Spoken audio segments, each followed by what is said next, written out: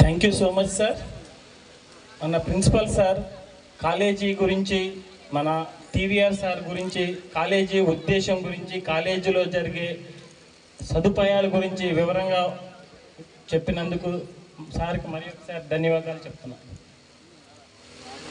Next I would like to invite our staff members, faculty members to speak, deliver you some words to the students. Sir, Murthy sir. Sir, anybody from faculty members, please come forward. Nagababu garu, Department of Botany, please, I would like to invite.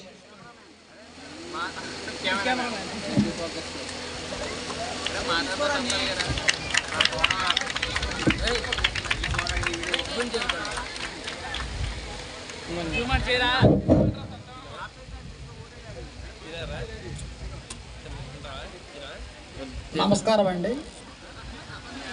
వేదికను అలంకరించినటువంటి college correspondent TVR గారికి, అదేవిధంగా మన chief guest SI గారికి, my dear కొలీగ్స్కి and principal and my brother Mohan sir గారికి నా నమస్కారాలండి. మనం ఇవాళ వెల్కమ్ పార్టీ చేసుకుంటున్నాం సీనియర్స్కి జూనియర్స్కి. నేను చెప్పేది రెండు మాటలండి. చెడు సావాసాలకు దూరంగా ఉండండి ఫస్ట్ ఆఫ్ ఆల్.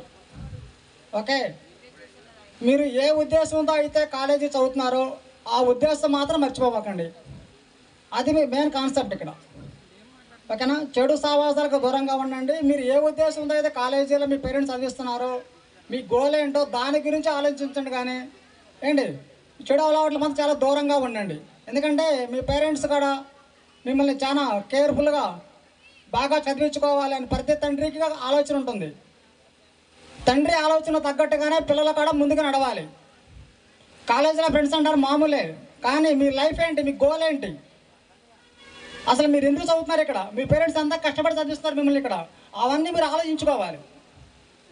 ఓకేనా? మీరు అందరూ ఆలోచించుకుని బాగా చదివి మీ పేరెంట్స్కి, మీకు, మా సంస్థకి, మా కాలేజీకి, మాకు మంచి పేరు తీసుకురావాలని కోరుకుంటున్నాను. సెలవు తీసుకుంటున్నాను. Thank you.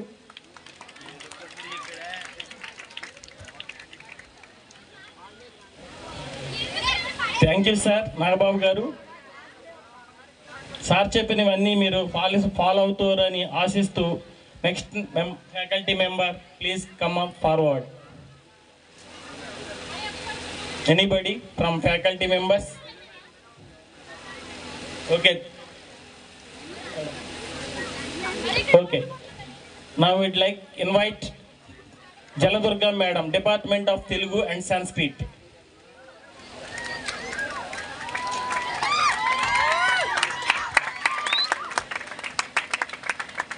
వేదిక అలంకరించినటువంటి పెద్దలు ఎస్ఐ గారికి, అట్లాగే మా కాలేజీ అధినేత అయినటువంటి టీవీఆర్ సార్ గారికి, మా అధ్యాపక బృందానికి అందరికీ, ప్రిన్సిపల్ గారికి నా నమస్కారాలు.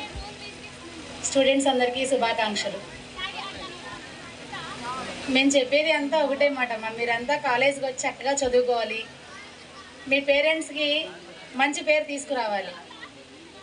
అలాగే కాలేజీకి మీరు వచ్చేది చదువుకోవడం కోసం, ఆ చదువు మాత్రమే చదువుకోవాలి.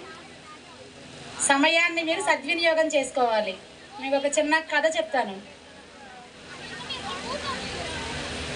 మీరు ఇప్పుడు 10th క్లాస్ అయిపోయి ఇంటర్మీడియట్కి వచ్చారు. సపోజ్ మీరు 10th క్లాస్లోనే ఉన్నారనుకోండి. అలా ఒక పేరు, ఒక అనిత అనే ఒక అమ్మాయి ఉంది. తన క్లాస్లో ఉన్నటువంటి అన్ని సబ్జెక్ట్స్ అన్నీ బాగానే చదువుకుంటుంది. అలాగే కల్చరల్ యాక్టివిటీస్ అన్నింటిలో కూడా పార్టిసిపేట్ చేస్తుంది. పాటలవి బాగా పాడుద్ది, మంచి కథలవి చెప్పుద్ది. దానికి తగ్గట్టుగా కళాశాలలో లేదంటే స్కూల్లో ఏ ప్రోగ్రామ్ స్టార్ట్ చేసినా సరే తను చక్కగా పార్టిసిపేట్ చేస్తుంది, ప్రైజ్ తీసుకుంటుంది. అయితే తనకు ఒక చిన్న సమస్య ఉంది. ఏదైనా సరే నిర్లక్ష్యం చేస్తుంది, అంటే సమయపాలన ఉండదు. ఏ పని చేయాలన్నా సరే రేపు చేద్దాంలే, మధ్యాహ్నం చేద్దాం, సాయంత్రం చేద్దాం, వాయిదా వేసుకుంటూ ఉంటుంది. సమయపాలన తనకు సరిగా లేదనమాట. నిర్లక్ష్యం, ఏదైనా సరే నిర్లక్ష్యం చేస్తుంది. దానికి తగ్గట్టుగా ఒక చిన్న సమస్య ఒకటి ఎదుర్కొంది. ఏంటంటే తన స్కూల్లో చేసినటువంటి ఒక ప్రోగ్రాంలో పార్టిసిపేట్ చేసింది, చక్కగా పాట పాడింది, మంచి బహుమతి తీసుకుంది.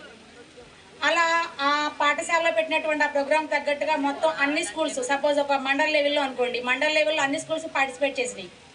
అలా అనిత కూడా వాళ్ళ స్కూల్ తరపున పార్టిసిపేట్ చేసింది. పార్టిసిపేట్ చేసి తను ఫస్ట్ ప్రైజ్ తీసుకుంది. అయితే మండల్ లెవెల్లో తను కూడా ఫస్ట్ కావడం వల్ల తనకు ఒక చిన్న కూపన్ ఇచ్చారు మండల్ లెవెల్లో ఎంఆర్ఓ గారు. అయితే ఆ మండల్ లెవెల్లో ఇచ్చినటువంటి ఆ కూపన్ని మరుసటి రోజు మండల ఆఫీస్కి వచ్చి తీసుకోమన్నారు తనని.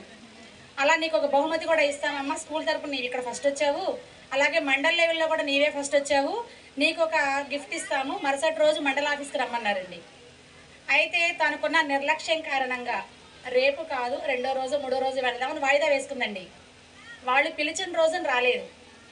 ఒక 4 రోజులు పోయిన తర్వాత వెళ్ళిన తర్వాత వాళ్ళు ఒక కూపన్ ఇచ్చారండి. అమ్మ నిన్న రమ్మన్నావు నేను, మీరు రాలేదు, ఇదిగోండి తీసుకోండి అని కూపన్ ఇచ్చారండి.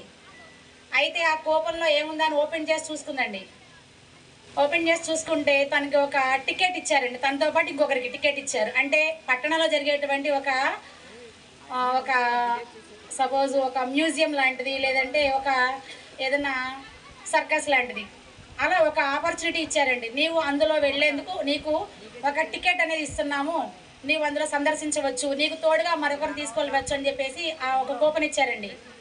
అయితే ఆ కూపన్ నిన్న రోజు అంటే తను ఈ రోజు వెళ్ళి తీసుకుంది, నిన్న డేట్తో అది ఇచ్చినటువంటి కూపన్ అది ఆలస్యంగా తీసుకుంది. ఆ తీసుకోవడం మూలంగా తన పట్టణానికి వెళ్ళి ఆ మ్యూజియంకో వెళ్ళి చూసేటువంటి అవకాశాన్ని కోల్పోయింది. అంటే తను సకాలంలో వెళ్ళి కనుక తీసుకున్నట్లయితే ఆ ఇచ్చినటువంటి అవకాశాన్ని తను పొందేది. అలా తీసుకోకుండా తన నిర్లక్ష్యం కారణంగా లేటుగా వెళ్ళడం మూలంగా తనకున్న అవకాశాన్ని కోల్పోయింది. అంటే తన ఉన్నటువంటి ఆ టాలెంట్ని తను నిరూపించుకున్నా సరే ఆ ఇచ్చిన అవకాశాన్ని వినియోగించుకోలేకపోయింది. అలాగే మీరు కూడా సమయ పాలన అందరికీ ఉండాలండి. నిర్లక్ష్యం కనుక ఉన్నట్లయితే మనం దేన్నైనా సరే అవకాశం ఏదొచ్చినా సరే దాన్ని మనం కోల్పోయేటువంటి అవకాశం ఉంది. కాబట్టి నిర్లక్ష్యం అనేది ఎవరికి పనికిరాదు. సమయాన్ని ఎప్పుడు కూడా సద్వినియోగం చేసుకోవాలి. ఏ సమయంలో చేయవలసిన పని ఆ సమయంలో చేయాలి. ఓకేనండి, మీరు ఇందులో ఉన్నటువంటి అంశాన్ని గ్రహిస్తారు విద్యార్థులందరూ అని చెప్పేసి ఆశిస్తున్నాను. నాకు ఈ అవకాశం ఇచ్చిన అందరికీ కూడా నమస్కారాలు.